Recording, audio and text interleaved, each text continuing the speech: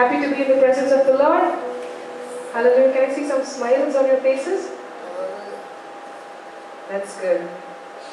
So today, we're going to see about the progress in spiritual warfare. Hallelujah. The progress or the advancing in the spiritual warfare. So we are all aware that we are in a spiritual warfare, right? So we are living in a day-to-day battle, a spiritual battle that is. Let's turn our Bibles to Ephesians chapter 6 verses 10 to 18.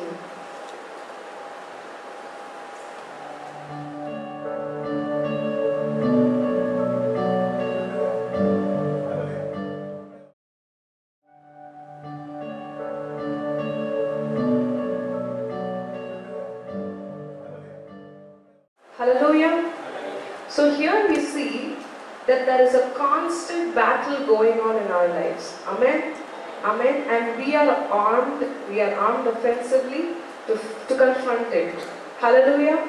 So Paul teaches us to wear the entire armor of God to stand against the forces of hell.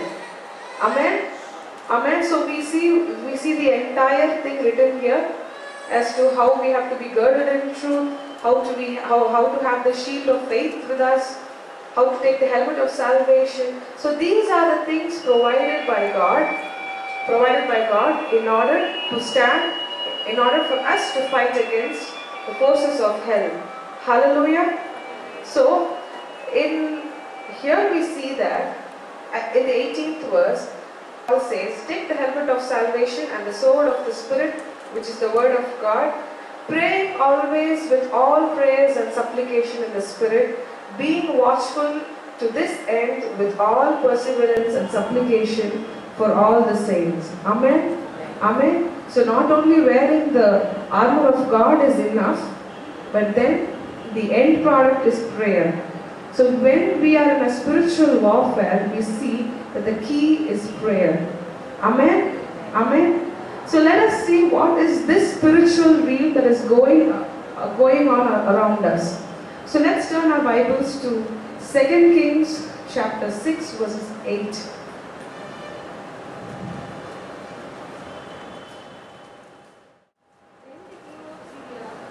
No, let's not read it completely. So we know this story where Elisha is there, and there is this king who advances against him with all the armies. So there is this physical army that his servant can see. But then his servant is so worried. Master, what shall we do? In verses 16 we see that he says, do not fear. Those who are with us are more than those who are with them. Amen? Amen. So this is the kind of backup that we have in our lives. But this is a invisible backup. Amen. This is the spiritual realm that I want to talk about today. So in verses 17 we see that Elisha prayed. Amen. And he prayed and said, Lord, I pray open his hands, open his eyes that he may see. Then the Lord opened the eyes of the young man, and he saw, and behold, the mountain was full of horses and chariots of fire all around Elisha. Amen. What a powerful verse this is, right? Hallelujah. So again we see that the key here is prayer. So when we need to understand the battle that is going on around us, these invisible powers that are behind us, we need to pray. We need to pray God that He opens our eyes to see the invisible forces behind us. So in the same way, when Paul talks about the armor of God, right? So again, they are all invisible weapons that are given to us, spiritual weapons, and that we can see only through prayer. Hallelujah. Hallelujah. So in this when we talk about spiritual warfare, this is all again going to refine down to prayer. Amen. So prayer will be the key here. Hallelujah. The next thing I want to talk about is the divine revelation that we will have through prayer.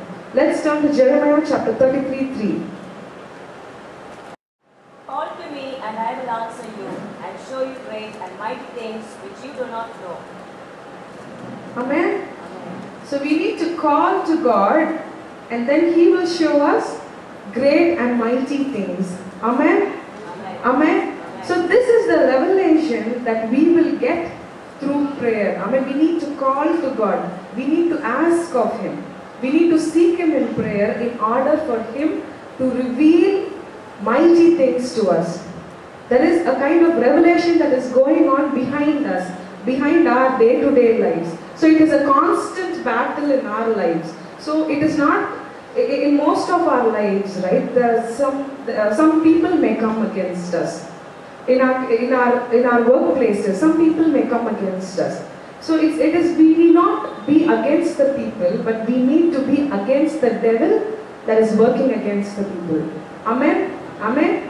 Hallelujah. So the person that we see is not our enemy, but the spirit working behind him, the evil spirit, that is our enemy. So we need to have that kind of revelation in our mind, which means we have to be rooted in the Word of God, and we need to have a strong communion with God. We need to be rooted in prayer. Only prayer can reveal these things. So when we call to God, He will show us great and mighty things.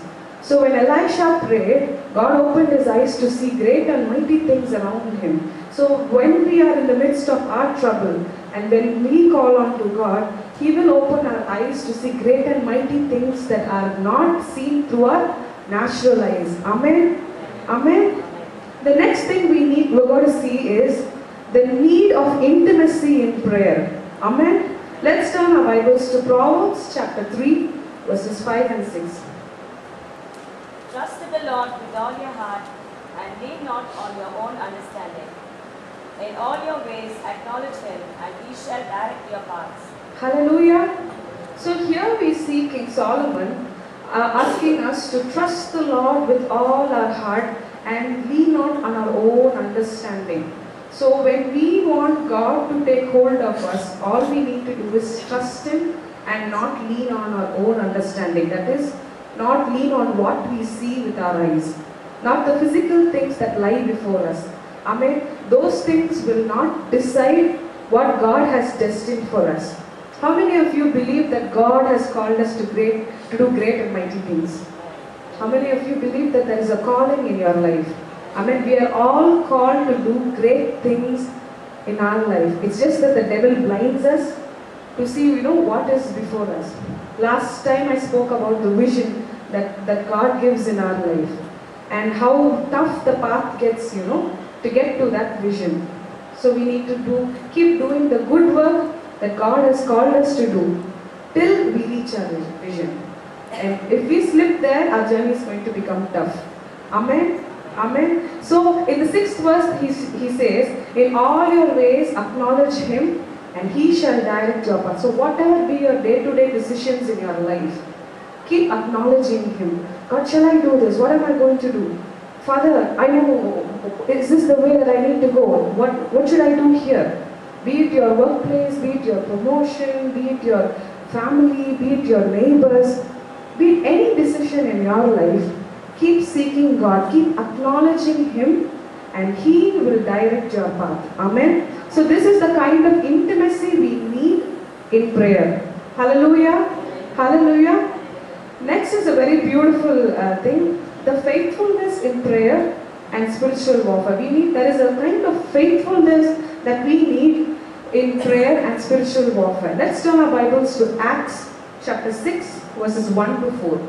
Now in those days, when the number of the disciples was multiplying, there arose a complaint against the Hebrews by the Hellenism, because their widows were neglected in the daily distribution. Then the 12 summoned the multitude of the disciples and said, It is not desirable that we should leave the word of God and serve tables. Therefore, brethren, seek out from among you 7 men of good reputation, full of the Holy Spirit and wisdom, whom we may appoint over this business. But we will give ourselves continually to prayer and to the ministry of the word. Hallelujah. How many of you understood this part? So we see during the Acts of the Apostles' time, what happened was, as the church multiplied, as the church grew, the apostles learned that there should be a necessity for prayer, and that the prayer should grow more. Amen. So what happens is they face some day-to-day problems as the church grows.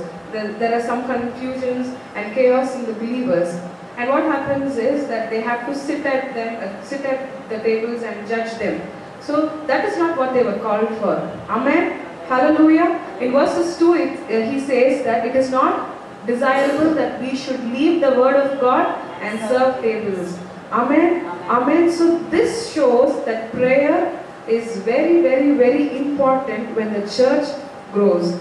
Amen. So as the spiritual warfare grows, we will see that there will be trials and tribulations in our life. People will throw problems at us. The devil is actually throwing problems at us.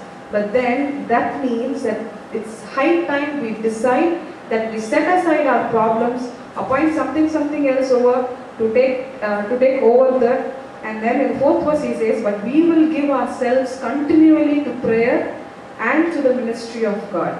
Amen? Amen. How many of you can say that I'm going to set aside my problems, my troubles, all these worldly things, and I'm going to decide to give myself continually for prayer? How many of you are there? Amen? So that is the kind of devotion and faithfulness we need when we are confronting a spiritual warfare. Hallelujah. Romans 12:12 says we have to be steadfast in prayer. We have to pray without ceasing. Amen. Amen. So we need to have that kind of faithfulness in us. So when we need to battle our day-to-day lives, we need to have prayer in our lives. Amen. The next most important point is the intercession in spiritual warfare. Amen. Let's turn to Ezekiel chapter 22 verses 13. So I sought for a man among them who would make a wall and stand in the gap for me on behalf of the land, that I should not destroy it, but I found no one. Hallelujah. Hallelujah. There should be an intercessor who stands before God and pleads on behalf of others and awards judgment. Amen. Amen. God needs intercessors these days. We should not only fight our own battles, but it is high time we start praying for others, for our church, for the people around us, for our families who have not known God, for our nation. Hallelujah. God is seeking for a man, for one man, who would stand as a wall, who would make a wall and who would stand in the gap and pray for his people. But God says that I have found none. Hallelujah. Hallelujah. So, there is a growth in prayer. There are levels in prayers. So, initially we see that people once we come to know God and experience the salvation process, the next thing we have to do is be in prayer constantly. And the way we pray should change. Amen. It should not only be self-centered, but then it should turn around, and we need to look at the people. We need to look at the church. We need to have that kind of broader vision that God has for His kingdom of God. Amen. Amen. So that will change the way we pray for the nation. Amen. So here we see that an intercessor has two responsibilities. So one is to make a wall, and then is to stand in the gap. Amen? Amen. So we need to first build a wall. We need to first protect our people, protect our church, protect our family, protect our relatives, protect our nation. Hallelujah. So we need to first restore a breach and then stand in the gap. That is, you have to fight the battle for them. Amen. Amen. What happened was, in these days of Ezekiel, Judah was the only city that was left with walls. But what happens is, due to sin and other stuffs, right, there used to be these big holes in the wall. I'm talking about the physical thing. So what happens is, in these holes, right, the enemy or some intruders used to always breach in. And it used to pester them so much, so they had to put a guard there who would stand in between the walls and fight for it. Fight for the people. So that there needs to be a constant person standing there and fight for them. Hallelujah. So God refers to this kind of situation, and He says that we need people here to build a wall around the church or our believers, and then He has to stand in between the wall and fight the battles. Amen. Amen. So this is a very important point in our prayer life. So in the spiritual warfare, intercession is a must. The next thing that I want to talk about is the patterns in prayer and spiritual breakthroughs. Let's turn our Bibles to Psalms chapter 5, verses 1 to 3. Give ear to my words, O Lord. Consider my meditation. Give heed to the voice of my cry, my King and my God, for to you I pray. My voice you shall hear in the morning, O Lord. In the morning I will direct it to you, and I will look up. Amen. So here we see David committing a pattern in his life. That I'm going to pray in the morning. I'm going to bring my supplication to you in the morning. Hallelujah. Hallelujah. In Lamentations we see that His grace is new throughout the morning. Amen. So morning is a very, very beautiful time to spend time with God. Hallelujah. Hallelujah. So we need to have a pattern in prayer for a spiritual breakthrough. Why I'm saying is, when you commit something to God, you will make sure you keep it up. So commit a prayer time to God, saying, I'm going to search God. Lord, I will search you at this time, so that you will do this and this and this to me. So that I will experience you, so that I will know how much you love me. So that way you will start growing in your spiritual life. Hallelujah. The next point is the faith and the victory through prayer. Amen. Let's turn our Bibles to Acts chapter 4, verses 31. And when they had prayed, the place where they were assembled together was shaken, and they were all filled with the Holy Spirit, and they spoke the word of God with boldness. Hallelujah. Hallelujah. So here we see that multitudes of those who believed were of one heart and one soul. Amen. In verses 31 it says, and when they had prayed, the place where they were assembled together was shaken, and they were filled with the Holy Spirit. Amen. Amen. So when we come together and pray, we can experience the power of God physically. Amen. The place. Imagine when few people, when we stand together and we pray and suddenly there is an earthquake. How will it be? That powerful is prayer. Amen. It's just that we do not allow ourselves to open, for God to open our eyes and see what is actually going on around us. So we do not see the angels that surround us. Hallelujah. We do not see the devil that works against us. Hallelujah. We just look at the people and the problems that come against us. So we need to ask God to remove that veil over us and see the spiritual things that are kept in front of us. Amen. So here again we see that the kind of things that happen when people pray together. So the place was shaken, and they were all filled with the Holy Spirit, and they spoke the word of God with boldness. Amen. So here are 5 things that happen. One is a supernatural fullness. So here we see that they all experienced the power of Holy Spirit together, and that the place was shaken. There is a fullness there. Amen. Amen. And then there is a supernatural boldness that takes over them. Amen. So they say that, and they all spoke the word of God with boldness. So what happens when we receive that kind of boldness? When we receive that kind of boldness, when we are filled with the Holy Spirit, we can step out and preach the word of God boldly to the people. Amen. Amen. So we can proclaim the word of God boldly, not only the people in our workplaces, to our families. So many families are, so many parents are not yet touched by God. So many people are from Hindu families who are first generation Christians, and it is so hard to go back and tell them that Jesus Christ is the Lord. Amen. Amen. So when we need when we need to talk the word of God to them, we need to have boldness. And that is not ordinary boldness that, how we talk against our parents or, talk against some rowdies, not like that. This supernatural boldness is something, it's a power that we receive when we pray together and we fill with the Holy Spirit. Amen. The third thing is, there is a supernatural unity that happens. In verses 32 we see, now the multitude of those who believed were of one heart and of one soul. Amen.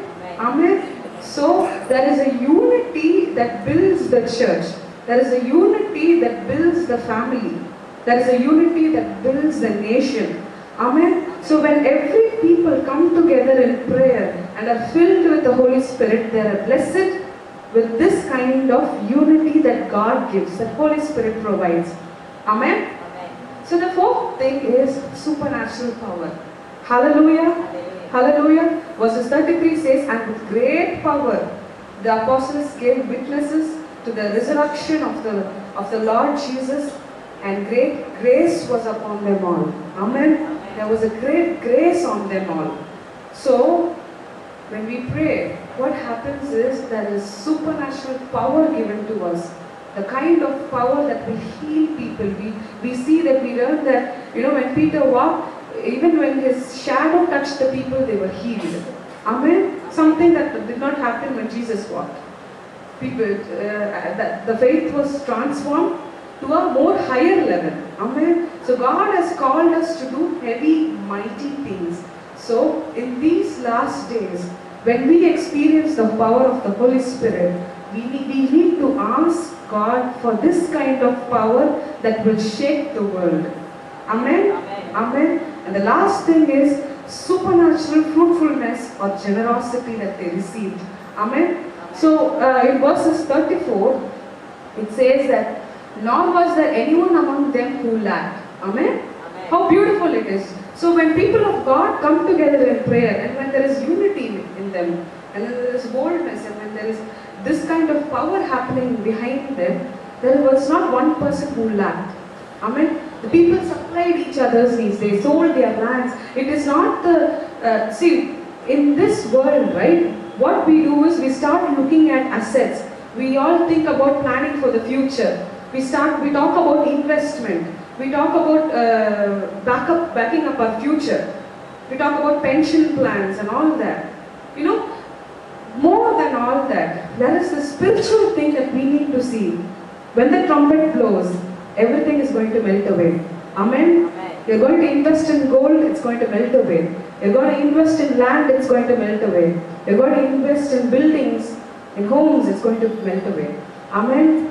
When we invest in souls, that will last and that will take us to heaven. Hallelujah. Hallelujah. So, people did not look at their possessions and lands as big things. They just sold them and they met the needs of each other. So that is the kind of generosity and fruitfulness that was provided when the Holy Spirit came upon them. Amen. Amen. So this is a very important point in the spiritual warfare. In fact, this is the last point that I wanted to talk about. So, let me summarize these things. So, we are all in a spiritual battle. And we all come across, whatever the problems are, sickness or loss of job or finance, debts, all these are troubles that the world throws at us. Amen. And these are all spiritual battles. It is not the people who is against us, it is the devil working behind them that we need to confront. Amen. Amen. Hallelujah. So same way, and this can be seen only through prayer. So just like how Elijah prayed and the young man's eyes was opened. So that way we need to pray. When someone in your family does not understand what's going on or is insecure about something, pray that their eyes should be opened so that they can see what is actually going on.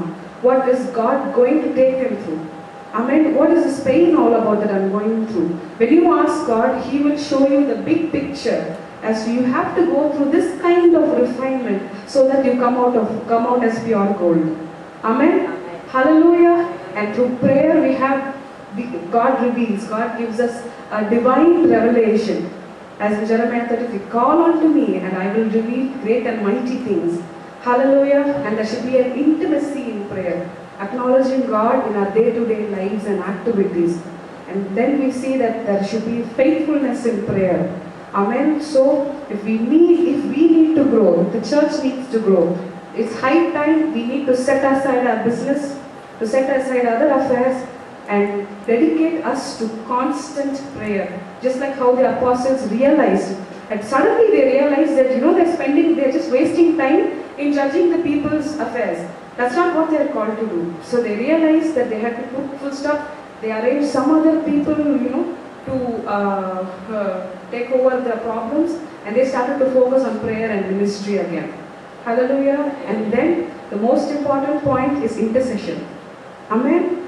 Let's not forget, we need to pray for people. We need to pray for the people around us, for our family, for our own siblings, for our own relatives who do not know God, and for our nation in particular. God is looking for people who will stand, who will build a wall and stand in between the wall and bridge the gap. Amen? Amen? And then we need to dedicate a certain time in prayer. There should be a pattern in our prayer life.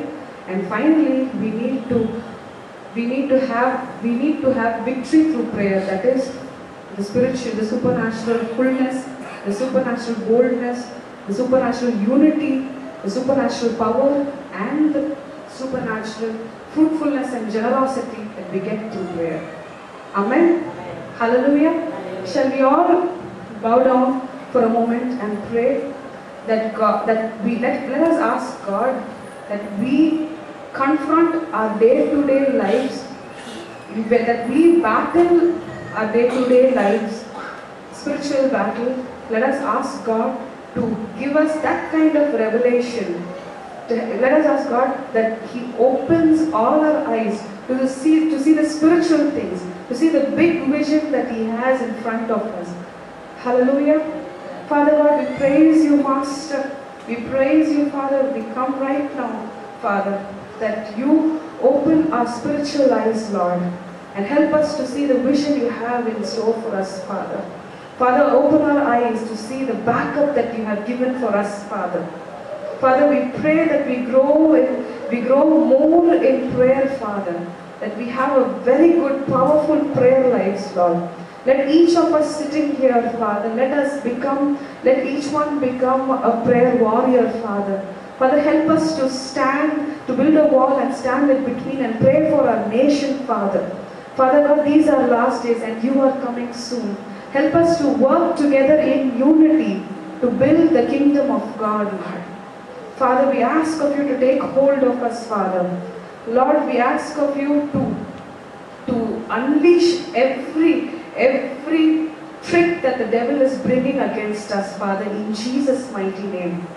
Hallelujah. Father, I pray for each and everyone sitting here. May they have a very blessed week ahead, Father. Father God, let them conquer each and every battles in their life happening every day, Father, through prayer. Let them grow more spiritually. May they be blessed, Father. And they may be a testimony in their workplaces and wherever they go, Father. May we preach your word in these last days with boldness, Father. In Jesus' mighty name we ask. Amen. Amen. Hallelujah. Hallelujah. Thank you for being a part of the English service. I hope you all have a very great week ahead. And we encourage you to bring your friends also to be a part of this church. Thank you.